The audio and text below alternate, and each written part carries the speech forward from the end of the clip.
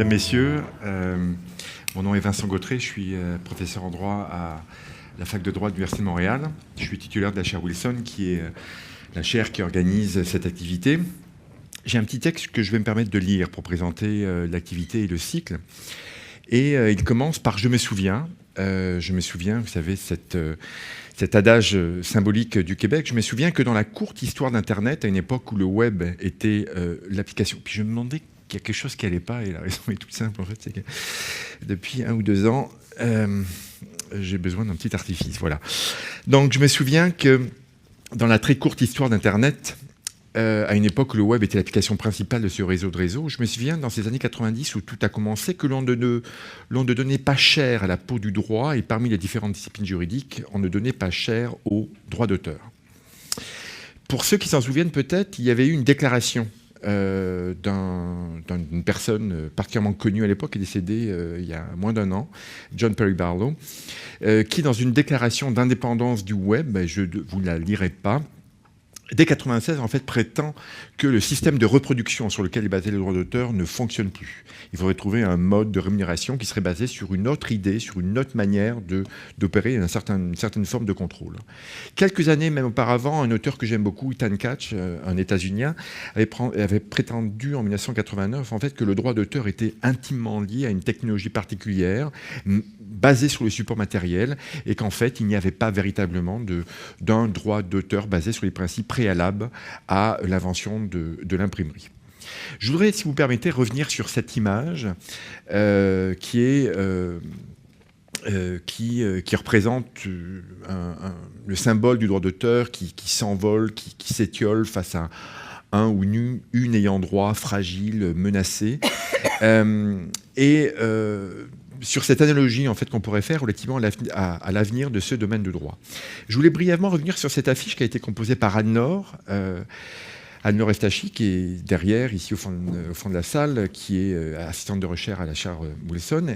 Je voulais revenir car au-delà du fait que je crois que c'est la plus belle affiche qu'on ait jamais faite dans les activités de la chaire, elle représente assez bien en fait ce qu'on voulait représenter dans cette activité, relativement à toute l'ambivalence qui est associée aux propos qui va peut-être être tenu par les intervenants d'aujourd'hui. Cette affiche a en effet été composée sans doute en violation du droit d'auteur, mais provenant d'un auteur mondialement connu, le dénommé Banksy. Banksy qui lui-même a déclaré que le copyright, c'est pas pour les gagnants. Par son propos, en fait, il veut briser les chaînes, favoriser l'accès au contrôle, donc violer le droit d'auteur pour expliquer son avenir. C'est toute la portée de cette affiche que je trouve, au-delà de sa beauté, très intéressante. Alors, ceci dit, le domaine fait des résistances et il est difficile de dire aujourd'hui qu'il se porte forcément mal. Cette industrie génère des sommes folles, cette industrie a donné lieu à une restructuration où se sont consolidés des empires omnipotents. Le droit d'auteur même a gonflé avec l'introduction de nouvelles lois de plus en plus longues, plus nombreuses, plus prégnantes dans le microcosme du savoir et du divertissement. La mort annoncée n'est donc pas encore peut-être totalement avérée. Alors, il demeure plus que jamais légitime de se demander de ce que sera demain. Je vous invite donc à cet exercice de prospective, un regard vers le futur qui est d'autant plus difficile à prévoir que la révolution annoncée se matérialise, si vous me permettez le jeu de mots, se matérialise à tous les étages. Le professeur Mackay, qui pouvait possiblement être là, mais qui ne l'est pas manifestement, et qui depuis 25 ans m'agrémente presque à chaque mois d'un courriel avec une nouvelle référence, il m'a référé la semaine dernière, suite à la publication de cette activité-là, il m'a référé en fait à une citation près dans le livre d'Harari, 21 Lessons for the 21st Century, page 263, j'ai pas vérifié, c'est ce qu'il m'a dit. Je vais me permettre de vous la lire, cette décision. Of course, humans have never been able to predict the future with accuracy, but today it is more difficult than ever before, because once technology enables us to engineer bodies, brains, and minds, we'll no longer be able to be certain about anything, including things that previously seemed fixed and eternal. Donc, malgré l'ampleur de la tâche de prévision que l'on vous propose aujourd'hui, c'est pourtant l'exercice que j'ai demandé de faire aux intervenants d'aujourd'hui, aux 4 intervenants d'aujourd'hui, Donc après la conférence du 5 novembre, certaines personnes étaient déjà là, où on avait évoqué toujours ce travail de prospective dans le domaine de la vie privée. Ben, je vous invite, petite plug, le 14, je ne sais pas si c'est encore dans cette salle ou dans une pas plus loin, un peu plus loin, mais d'une salle de contenance similaire. Le 14 mars, ce sera les télécommunications dans 10, 20, 30 ans. Il y aura Pierre Trudel notamment, qui connaît très bien la matière, qui sera l'intervenant principal. Et parmi les intervenants, il y aura des représentants de Québecor, TV5 et d'autres.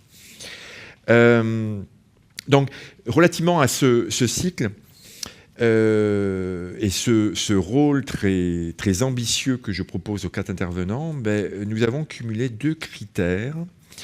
2 critères qui est d'abord l'expertise et ensuite la différence. Alors, sur l'expertise, je vais en dire 2 mots, mais vous jugerez par vous-même de la qualité des 4 intervenants. Sur la différence de point de vue aussi, c'était un élément qui était important pour nous. Évidemment, il y a des avocats, mais on ne voulait pas simplement ça.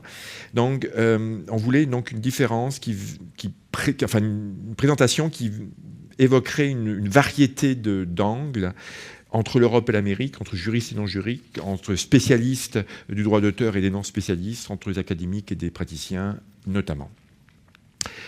Alors, commençons conformément à la forme d'un cycle. La première intervention d'à peu près 30 minutes, 25-30 minutes sera proposée. 25, ah non. Bon, 30. Ah non. Et je serai le maître du temps, je vais y veiller à son respect pour qu'on puisse se discuter à la fin. Donc la première sera la professeure Valérie Laure Benabou. Je ne vais pas vous lire l'intégralité de son CV, je vais simplement vous dire qu'elle est professeure agrégée de droit à l'université d'Aix-Marseille, où elle dirige un master en droit de la propriété intellectuelle et des technologies avancées. Elle enseigne essentiellement ce domaine, le droit de l'Union européenne, le droit dit du numérique. Parmi ses écrits, j'en ai retenu un que j'ai beaucoup aimé, puis qui à certains égards rentre dans ce cadre-ci, qui est « À qui profite le clic ?» Donc un projet pas uniquement justement basé sur le droit d'auteur, coécrit avec Judith Rochefeld en 2015.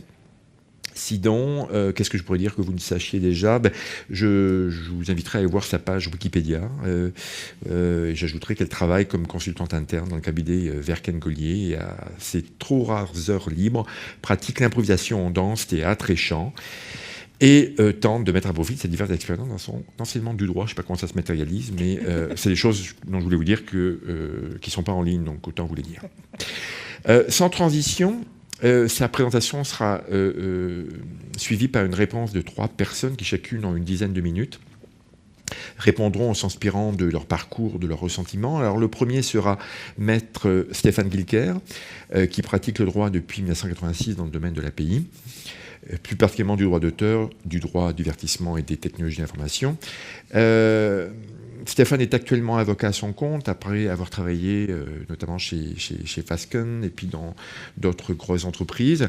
Alors je ne ferai pas non plus l'injure de résumer son parcours, mais lui aussi, comme Yann Mackay, en fait, très régulièrement m'agrémente de questions, de courriels, de citations, de pensées que je reçois, là encore, avec toujours autant de bonheur. Donc merci d'être là, merci pour cette curiosité. Troisième, on s'était croisés lors d'une conférence il y a plusieurs années, avec beaucoup de bonheur aussi, Guillaume Désiel, qui était en conférence toute la journée, si j'en suis mon fil Twitter, au HEC, pour une journée de la CEMAD sur l'avenir de la diffusion du savoir ou de la culture. Il est stratège en culture numérique, il s'amuse souvent à se qualifier de casque bleu de la musique. Il vous définira ce que c'est, offrant depuis longtemps maintenant un point de vue, et c'est ça qui est intéressant, qui dérange, qui dénote du ronron parfois un peu habituel qu'on entend souvent dans le domaine de l'industrie culturelle. Enfin, et je suis ravi d'accueillir Maître Doba Carré. Maître Carré est docteur en droit, avec une thèse qui a porté sur les aspects en lien avec le DIP, l'international privé des biens dits virtuels. Je voulais aussi avoir Doba dans sa perspective qu'elle développe en ce moment dans le cadre de son postdoc. J'ai le plaisir avec Catherine Régis, pas de diriger, d'accompagner. Déjà qu'un postdoc, à mon avis, on ne dirige pas grand-chose, mais en postdoc, on accompagne beaucoup plus qu'on dirige.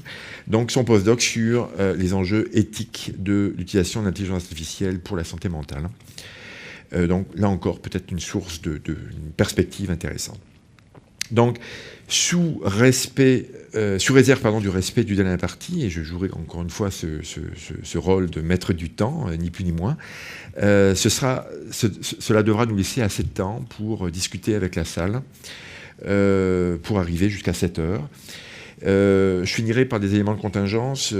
Pour le barreau, si ce n'est pas déjà fait, vous savez qu'il y avait vous devez émarger pour qu'on vous envoie ensuite par courriel la reconnaissance du 2 heures. Merci Anne-Laure, je l'ai déjà fait. Merci Reynald, le coordinateur de la chaire. Merci Univalor de nous accueillir dans ces merveilleux locaux. Je pense que c'est important comme académique aussi se déplacer au centre-ville pour être plus près, des praticiens notamment. Je voulais avoir aussi une petite pensée pour David Nimeux qu'on avait invité, qui pour des raisons malheureuses a dû annuler relativement à la dernière minute. Et je vous souhaite une très bonne conférence.